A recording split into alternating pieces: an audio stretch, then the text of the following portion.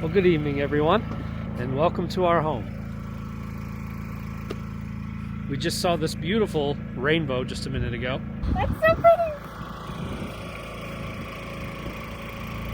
Wow, that is so bright on the left. We rich, it's right there in the bed of the truck.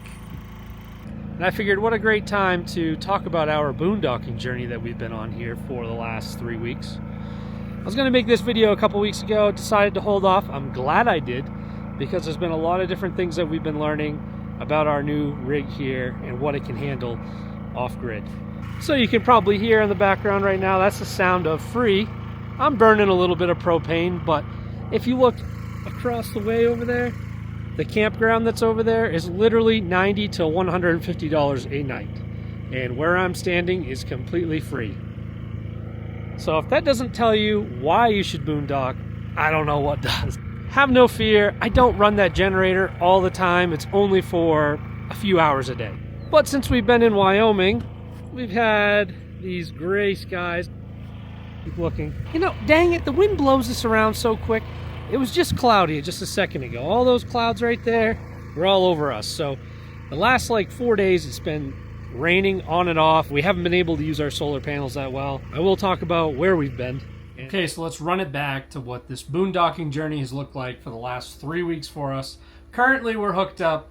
We got the fireplace running, so we're not cold anymore. Well, life is good. So our very first week that we started boondocking, we were in New Mexico, which was the best place possible. Kind of dip our toes into this boondocking journey. We stayed at an Army Corps of Engineers. It's basically like a state park. Very similar. Some sites had electric.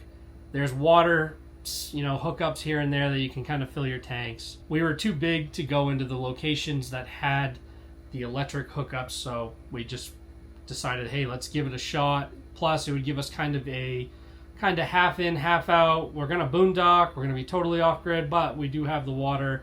There was a dump station right next door in case we needed it. Now, this was the ideal weather that you could possibly ask for. The temps all week were steady.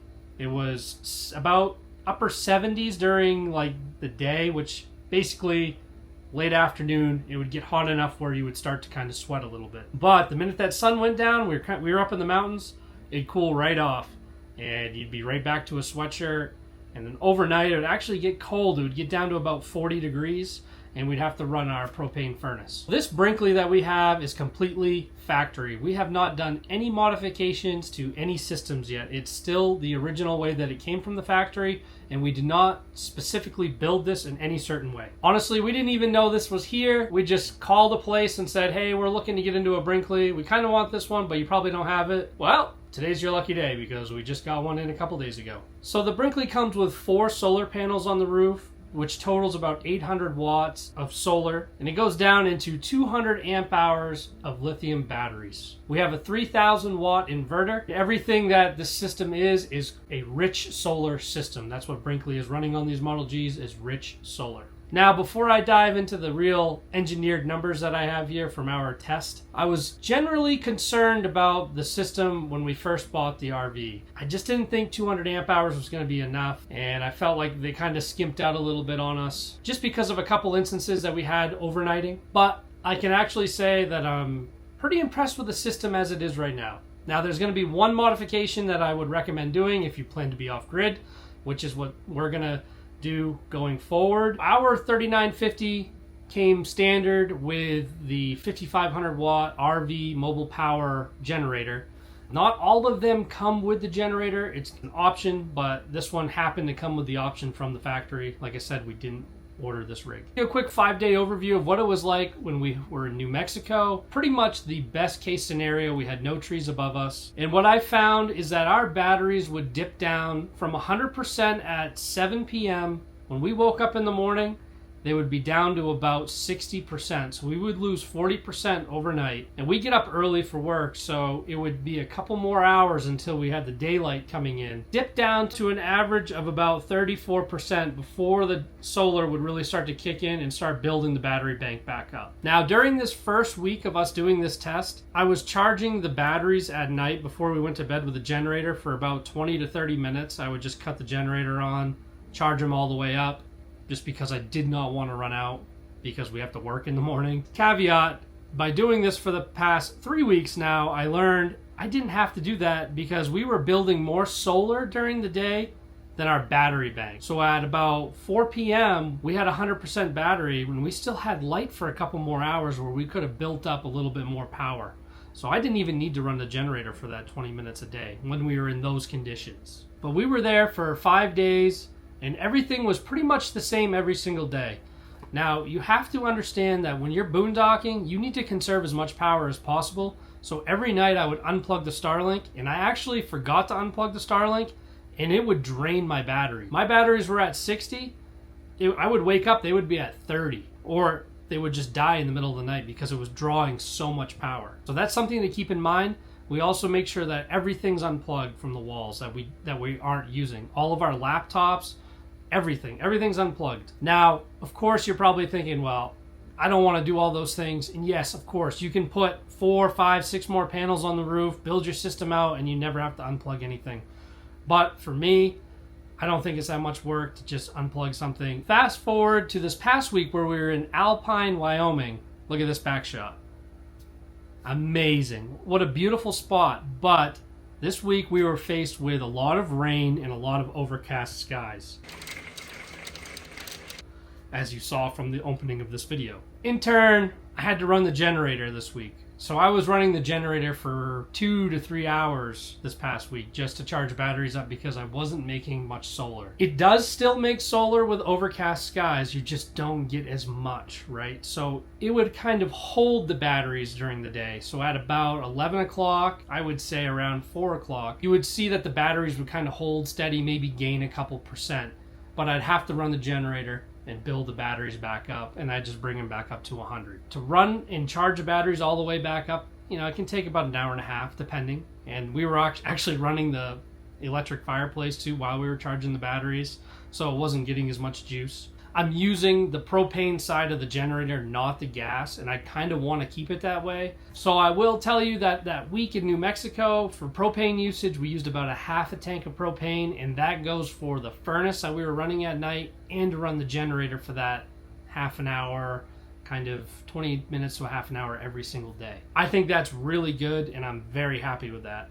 Now, fast forward again to this past week, it was more like 2.5 tanks of fuel.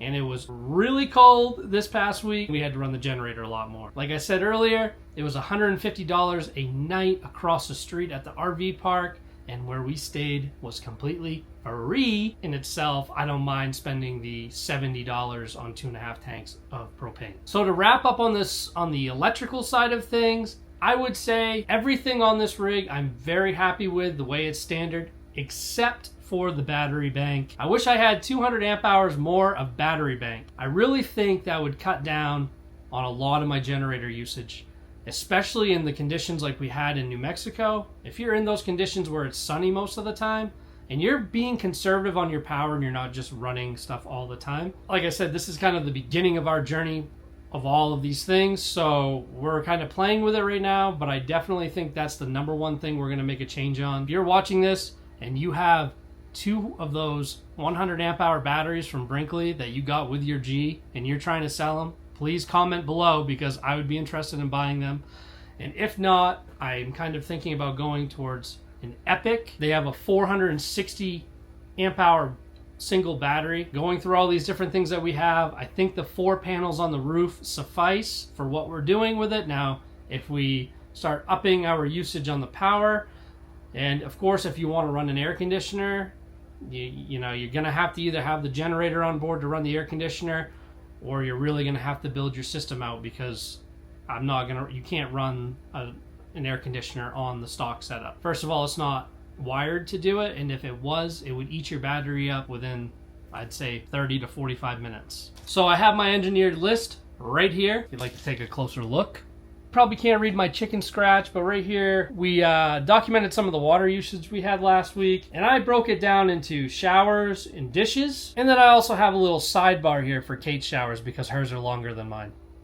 When we showed up to New Mexico, we filled up at the site, and my rig was kind of tilted on its side. Now I filled it up to the point where I saw on my phone that the water level went to full, and then I just cut the water off. Now when I parked and I turned my app back on, I was at 2/3 water. Don't think I got a full thing of water, which kind of stinks. But on that 2/3 of water, both Kate and I were able to get 2 showers. Now these were learning showers. We were trying to play around with how to take a quick shower. Pro tip is to change the temperature on your on-demand hot water tank to around 105 to 108 degrees, whatever kind of feels comfortable for you, so you can turn it all the way to hot and then pull it on. If you do that, it makes it a lot easier to turn the water off and then turn it back on and get the right temperature. Once we got through 2 sets of dishes, which if you saw the dish pit, it was rather a lot. 2 showers a piece. We then decided that we would try to risk it for the biscuit and do a load of laundry. We got about halfway through that load of laundry and then the water level went to empty, and I just decided to stop it, and I filled up with water. I am really impressed that the system does handle our washer and dryer on the batteries, and we've done the loads of laundry on the batteries. We actually overnighted at a harvest host and decided to run the generator and killed our batteries before we went to bed. That was a rookie move. And then as for our tank levels, now my tank sensors are not all working properly, and you can beat me up in the comments below. I'll take it, because some people are really picky on that and they flush them and they do all these special things to get them back. I've found that between the 2 RVs, once, you know, especially in a black tank, the caca comes up and then it just sits at that sensor level, forget it. You're gonna have to get in there and blow that out with a hose or some type of special nozzle every single couple weeks or whatever. I'm not doing that. I just go until the thing burps at me. If you know, you know. And then we're like, okay, it's full. Good news is with the Brinkley, we have the backup shitter in the back. We can just use that to end this video on the note of what it was like our first couple weeks of boondocking. I would give the Brinkley an 8 out of 10 personally. I think it's pretty much there, except for the battery bank.